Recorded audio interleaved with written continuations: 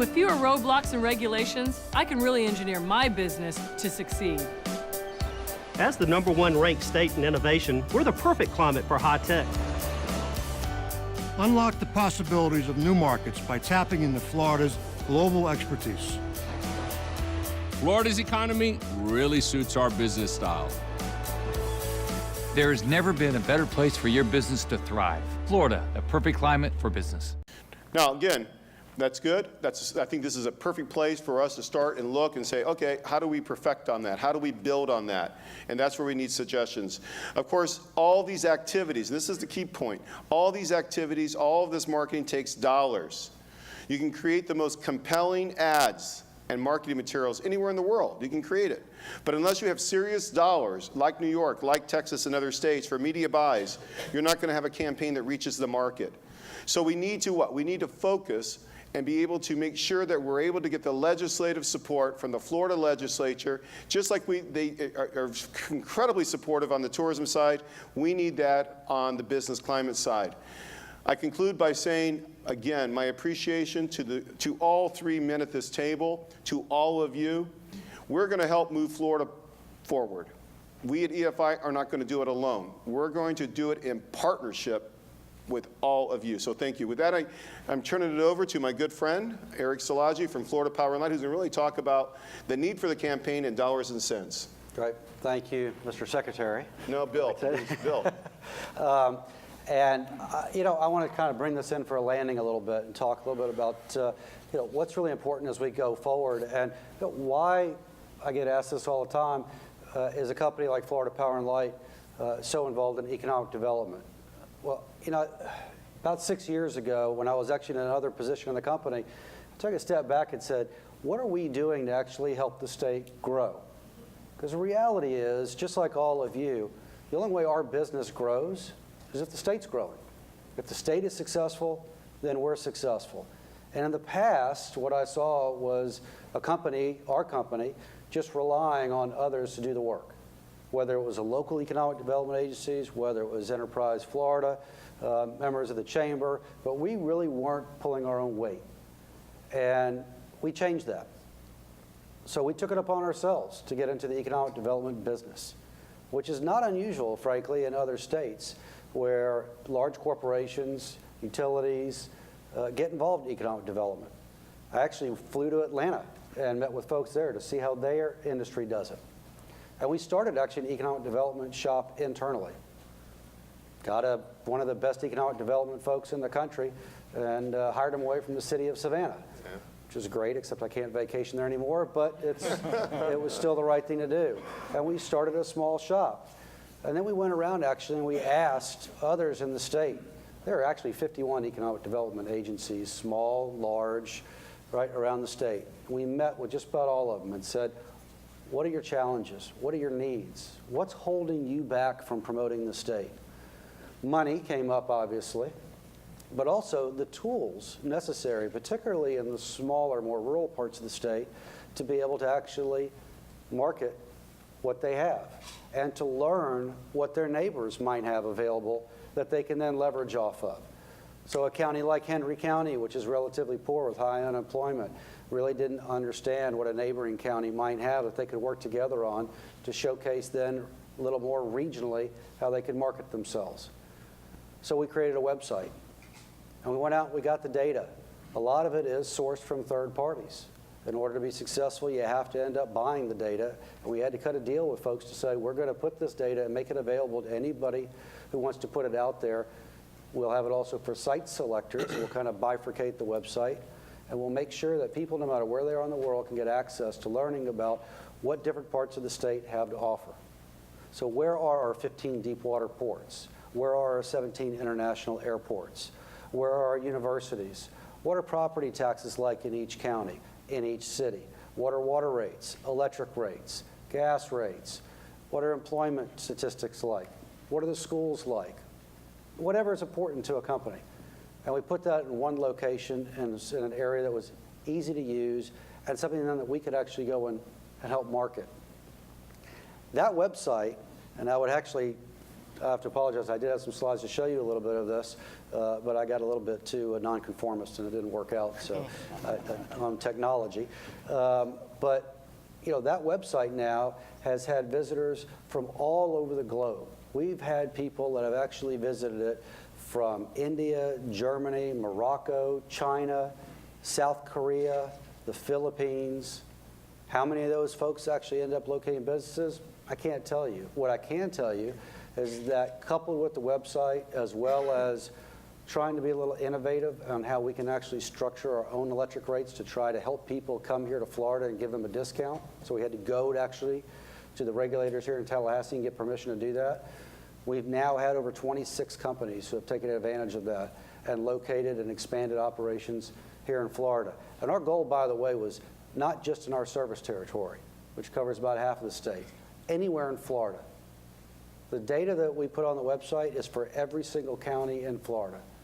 Because in the end, I really don't care if a company comes and locates in Pensacola, which we don't serve, or Jacksonville, which we don't serve, or they go to Fort Lauderdale, which we do. Yes, I have a bias, right? Of course, I would like them to locate in our service territory because it's more directly impactful on our business. But I care about them not going to Texas or to Georgia or Alabama more than coming to FPL's service territory. Because I'm a believer that if a company locates anywhere in Florida, they're going to prosper. And when they prosper, they're going to expand. And when they expand, they're going to end up impacting us at some point directly. If they're in Jacksonville, many of their employees are going to end up living in our service territory. That's great. But even if they don't, as a taxpayer, and all of you are taxpayers, we happen to be the largest taxpayer in Florida, I care about where those tax dollars are spent. So if somebody wants to move a company from California and go to Pensacola because they need to be next to the Navy or the Air Force, as an example, and they end up taking 300 people off of the unemployment rolls, great. That's tax dollars that aren't going to pay unemployment benefits that can get redeployed elsewhere in the state for ports, for roads, for schools. Some of that will end up directly impacting our service territory. So it's really kind of taking a global view. And I think every business in Florida can and frankly should do that, whether you're big or small. There is no greater advocate and ambassador for Florida than all of you. You've got employees. You do business here. You know why you're here. You know the advantages. Some of us have businesses all over the country, even globally. Some are more local. But all of us could be great advocates for the state. That means talking about it with vendors, talking about it with suppliers, and talking about it with visitors who come in. I'll give you one quick example. We've been doing work with a company that's in Chicago based for many, many years. They're a supplier of ours. We've been working with them specifically on some innovative technology in the last couple of years, trying to make it work. We were successful and went up there, and when I was meeting one of the times with their CEO, he mentioned to me that he had just had some meetings with the top leadership in the state of Illinois. And he wasn't happy because he was concerned about the amount of money that the state was spending on pension, how much upside down they were, frankly, on state employees and pension, the taxes that had been raised. They had a 60% increase, 6-0, on many of the corporate taxes, and the cost of doing business. So it got me thinking. And so before we signed a contract for 50,000 units to be deployed across our service territory, I said to him, John, I think what we ought to be doing is looking about how to lower your costs on production, because that'll end up benefiting my customers, and it's going to end up putting you in a position to compete more successfully globally.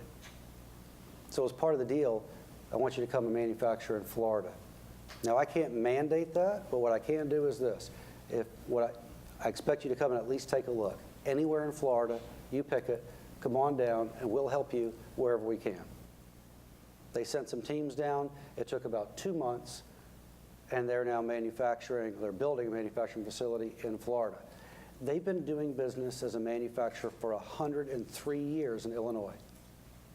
And now they're opening up their first manufacturing facility in Florida because it's expensive to do business there, because taxes are high, unemployment is challenging, their cost of doing business is tough. We have all of these great attributes as a state. We are so far ahead of the curve now than many others, and we need to leverage that. We heard earlier about the amount of money that's being asked for this legislative session to market Florida, $5 million. Folks, we have a $70+ billion budget. I'm sorry, but $5 million is pitiful. No offense to the governor for asking for it. That's one of my boss, so I like 5 million. So you probably saw me pull my phone out earlier. I was actually getting the calculator out to put that in numeric terms, and I did a quick math. I did it twice because I want to make sure I got it right. That is 7/10,000ths of the budget. That's what that is. $20 million is 2/1000ths of our budget. Look, the numbers that other states are spending are staggeringly higher than what we're even asking for. New York is spending $140 million, not because they're creating so many jobs, as they like to tell you. What they're doing is hemorrhaging jobs. A lot of them are coming to Florida. They're trying to make sure they tie off the bleeding. Sure, they create whatever it is, 120,000 jobs, but they don't tell you how many jobs they lost. 80,000. There you go. Right? Ohio, Illinois, Connecticut, New Jersey, same thing. Look at their budgets. $20 million, $25 million, $30 million. They're doing it because they need to do it for survival. The one state that doesn't need to do it for survival is Texas. They're number one in job creation, and they're spending $21 million. What does that tell you about the value of investing in marketing? They're spending money to make sure that they keep the lead and expand the lead. We need to be more proactive in holding our legislature accountable for supporting this program. The private sector has stepped up. We can do more, not just monetarily, but in other ways. Some of us can afford to do more monetarily, some can't. But every single one of us in this room can be an advocate, both up in the Capitol and also back home. Every one of us could be speaking with our local representatives in the media as an example. I do it all the time.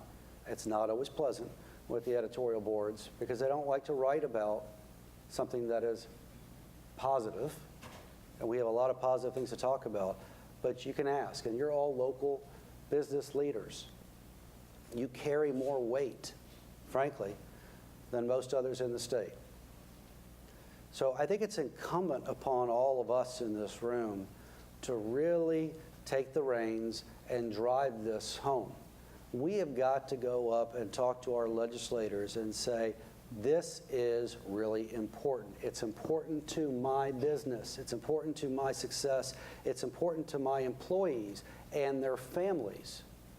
If the state is successful and we create these jobs, we will have a lot more money in the state budget to do other things that we need to do to handle the job growth as well as just the migration that's occurring in Florida. You heard about earlier, water issues, infrastructure. The state's going to have to invest billions of dollars. Well, the best way to do that without raising taxes is to grow.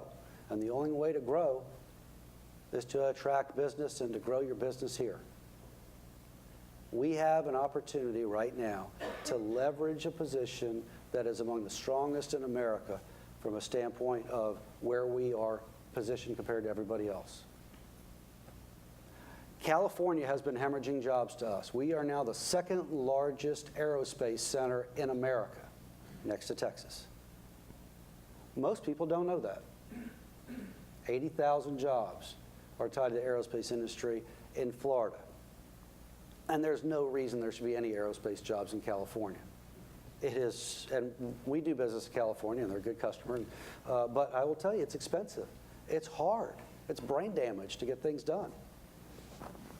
We have a very welcoming environment here in Florida. We need to be telling people that, and we need to do everything we can. We need to be asking for the $20 million. Frankly, I don't think that's enough, but we at least should be starting with that, and then we need to be asking ourselves, what can we do as individuals and then collectively as members of the Chamber, for those who are members of Enterprise Florida, or other organizations to help move this state forward.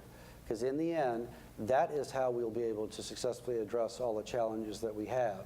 And that's how we'll be able to really set the table for the future generations of Floridians, the fourth graders, the fifth graders that Mark talked about, the 13-year-old that I have at home, that I would really love to have him have the opportunity to stay here in Florida because he chooses to stay because there's opportunities, like many of us didn't do when we graduated from other states and decided it was time to leave. So I ask all of you to consider what you can do to help Florida move forward and what we can do collectively as a group to advocate getting this money for the state. We have a window. We have an opportunity. We need to seize that and not let others take advantage of us sitting back on our laurels, because it doesn't happen by accident. These things happen because you go out and you work for it. We've got a governor who's done an amazing job in the last 4 years as Economic Development Officer in Chief. And we've had a cabinet that's done the same thing, and frankly, the legislature as well. But we need to do more now because the competition is even more fierce than it ever was. Thank you. Thank you, Eric.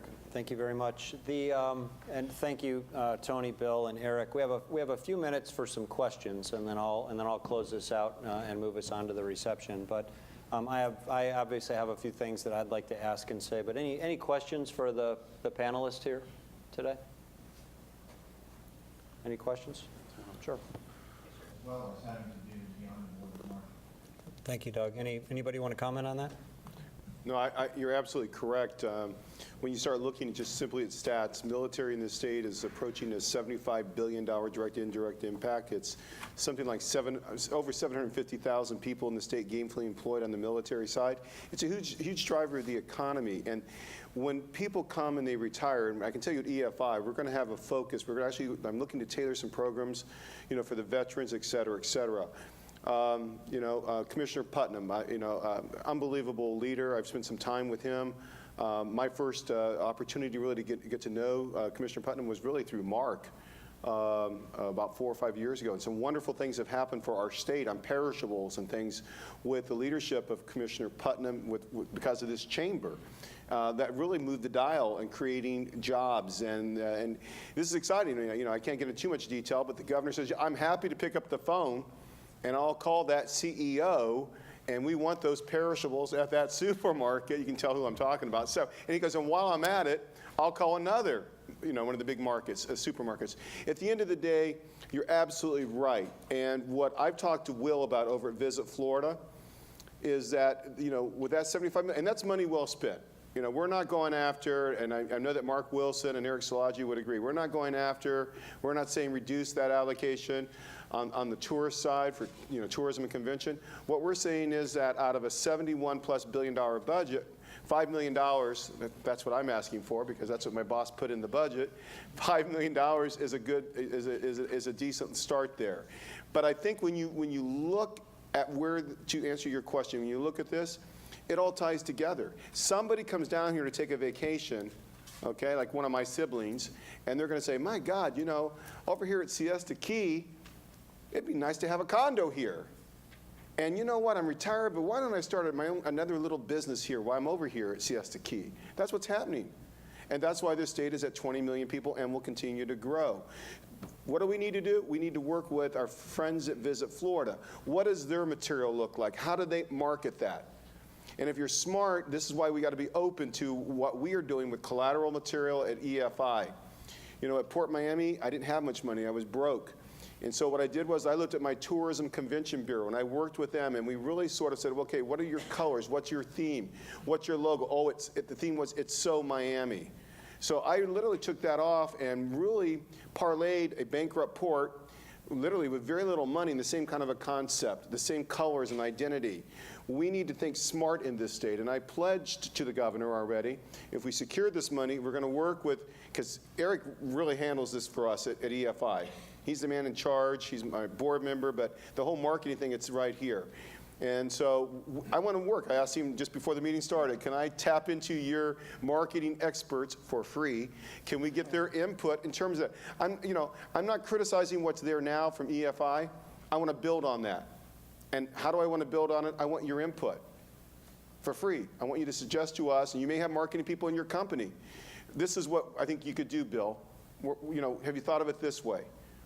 And again, you know, think about this. I mean, I truly feel, and thank you for listening, but I truly feel so blessed that I've got the man leading this Florida chamber right there, standing at the podium. I got one of my board members running, you know, this incredibly huge company, FPL. And what do I have? You, and you're all incredible partners. We can't lose. You absolutely can't lose. And so I'm committed to 7 days a week for you. Literally, I'll give you 14, 15 hours a day. With your help, we're going to make number one. Texas won't be number one. We'll be number one soon. I'll add very briefly just to say that leveraging all the things that we have, again, you know, we've got, so airports. You know, when you have folks who are coming in, they're waiting for their bags, it's a great place for us to be advertising, not about just tourism, but for actually the business climate. Our cruise ports, you know, makes a big difference from the terminals there for when you're getting a cruise. But also, you know, it's leveraging your own Rolodexes and the people that you know are here. I mean, Hertz Corporation moved their global headquarters to Florida because the CEO of Hertz had a second house here and was exposed to Florida and understood what it was about. I mean, they went through a merger with Thrifty Dollar, and they were going to have to move somebody was moving their offices. They were either going from Oklahoma to New Jersey to Oklahoma, or they're going to create a new office somewhere. Well, the CEO of Hertz said, you know what, we need to actually create a new culture for the combined corporation, so we need to start looking outside. And there was a lead. And to the governor's credit, he jumped on it. They actually went to our website and found out information, and that was a lead for us too, that we knew they were interested. And now the global headquarters for Hertz Corporation is in Southwest Florida by Naples, which just happens to be pretty close to the old CEO's house. So, you know, that's, you know, it's your local knowledge also makes a big difference. Having that lead, I have on a number of occasions, you know, said to the governor, hey, I happen to know of these folks. They are very frustrated with what's going on in X state, and the CEO might be a really good one to call. And if it's in Chicago, you should call him in January and invite him down for a meeting, because I'm sure he'll be here. And you know what? He really does it.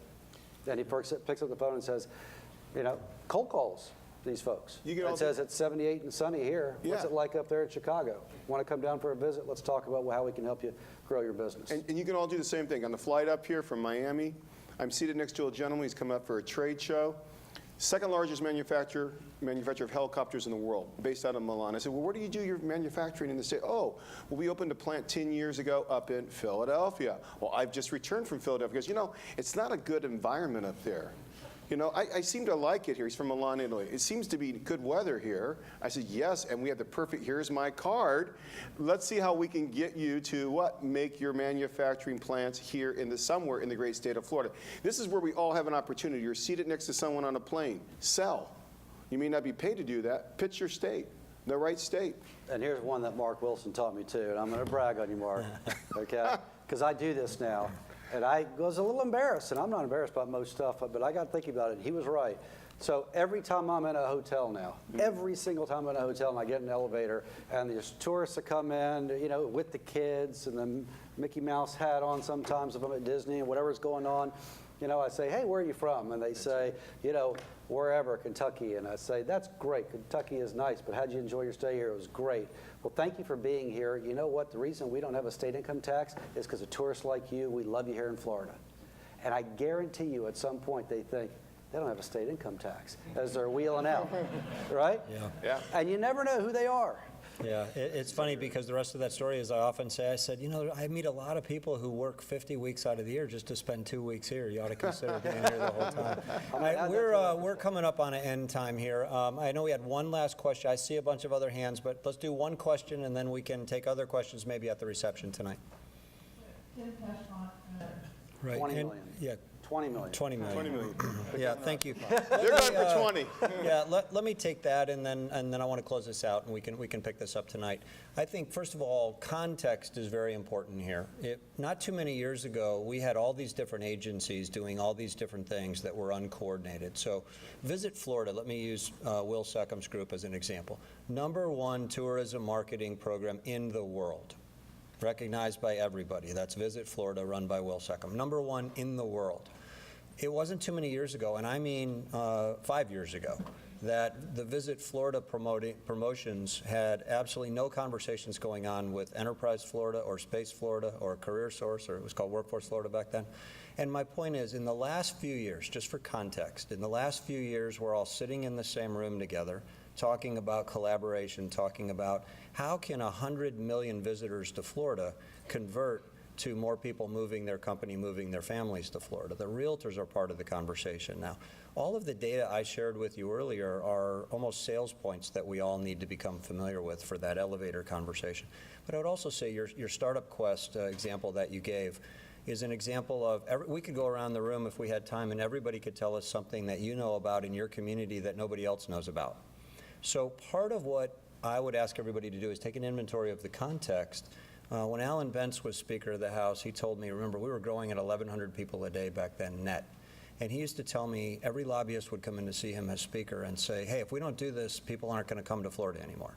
And he said the attitude of the legislature was just, hey, move out of the way. There's like a lot of people behind you who want to come to Florida. And the point I would say now is no income tax and good weather, it's not enough anymore. So diversifying the economy, playing on talent, STEM, the focus that we have, I would submit to you, we're not even 10 years into this as a state. So now that we decided that that's our true north, what we're really finding out now is all of these missed opportunities for collaboration.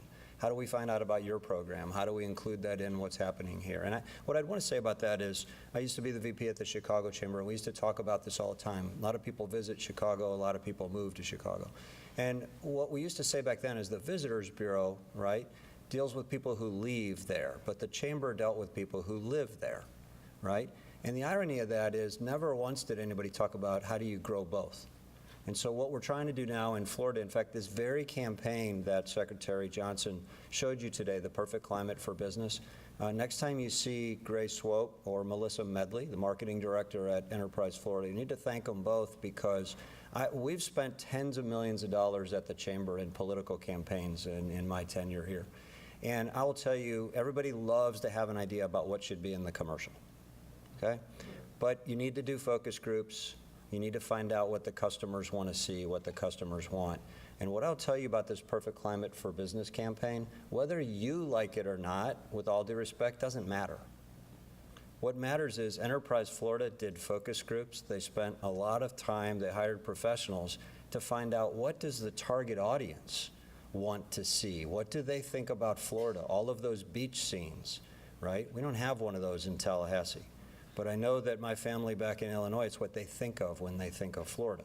So this Perfect Climate for Business was actually designed in concert with Visit Florida to make sure that the #1 tourism marketing program in the world is in concert with a business brand, the Perfect Climate for Business. That word climate is exactly tied in. So what I would say to you is whether you've been part of this for 5 years or whether you're hearing about it today for the first time, the good news is the campaign already exists, and as Bill Johnson said, maybe it gets tweaked a little bit. Any campaign should be tweaked. But it's coordinated with Visit Florida. The whole idea is that this would be managed and led by Enterprise Florida, so we don't need to create another agency. We already have the capacity and the skill set to do this. And I really want to give kudos to your predecessor and also to Melissa Medley, the whole team there. I think the key now is we have things to brag about. And as I wrap up this part of our program, I do want to tell you this, because a lot of you have come to me and said, hey, I want to sign me up for this. What's the bill number? Who's the bill sponsor? How do we go get this passed, right? That's the challenge. This is a budget issue. There isn't a bill. Okay, so this is going to live or die in the appropriations and in the budgeting process. And some people have said to me the reason the governor put $5 million in there is so the legislature could put $40 million in there, and maybe they won't agree until the end, right? How cool would that be? Who knows how this is going to go? But I will tell you, it's hard to get these types of things across the finish line because I can't give you a House bill and a Senate bill and say, hey, please go ask people to support this bill. There's not a bill on this. But what I need is everybody in here. If you support the idea of marketing, remember, we've passed 99 bills in 4 years. The Florida Chamber has. Governor Scott's signed all 99 of them, a perfect record. But if we can't tell anybody the story, then we're not going to really fully leverage the changes that we've made. So in closing, let me, Troy, thank you very much for your kind introduction to us. We have listed the chambers of commerce that are already signed up for this. We don't have a lot of time under our belt at this. We expect this list to grow. If your local chamber is not on this list, or if you'd like to have your EDC join this list, just please see us tonight or tomorrow. This is one of those ideas where we want every legislator, all 160, to hear from their chamber, from their EDC, from you, from your company, from the local Career Source Board. Everybody needs to hear that this is important. And what I can't afford to have happen is the day after session say, you know, nobody talked to me about this. Okay? It's a big deal. So Troy, thank you for that. Thank you for this list. Every single Monday, the Florida Chamber Foundation sends you a communication called Did You Know? And I know that many of you receive it because many times you send it to me thanking you for the work that our team does on Did You Know? That publication is built for your employees. Every Monday, we're trying to take the data we shared with you today, and we're trying to give it to you in a way that you can turn around and send it to your employees, either at your company meeting or send it internally via email, send it to your customers if you want to. We have a lot to brag about in Florida, but there's no news organization that's going to tell this story. The reason 3% of our voters in Florida know our fourth grade reading scores is because it's not on the front page of the newspaper. But it doesn't mean you can't share this with your employees. And as soon as our employees start bragging about Florida, now we've got a sales and marketing force to start telling people in other states about it.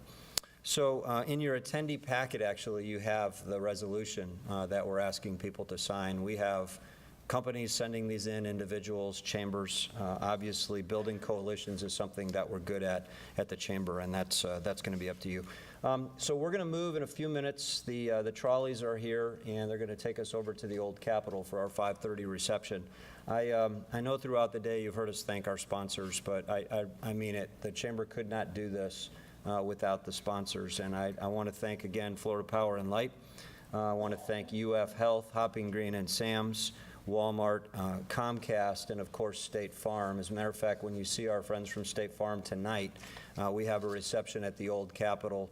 House Speaker Chris Foley will be there, Senator Richter, Representative Pigman, former President Don Gates, and a whole host of other leaders in the House and Senate are going to join us tonight, and State Farm is sponsoring that program tonight. So the trolleys are here to take us there, but tomorrow morning we're going to be back in this room. We're not going to be here super early. We're going to wait till 8 o'clock, okay?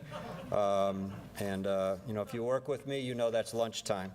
So, but tomorrow morning at 8 o'clock we'll be back here. Governor McKernan, former Governor McKernan, and J.D. Foster from the U.S. Chamber Foundation. We've invited them in to share with us. I'm on the U.S. Chamber, one of the U.S. Chamber boards, and they've been going around the country talking about the growth imperative and how the slow growth rate that our country's on right now is just not good enough. And Governor McKernan and I had a phone call the other day, and they've actually got some national issues they want to share, but one of the neat exchanges is they're learning all the things we're doing here in Florida, right? So it's a pretty good opportunity for us.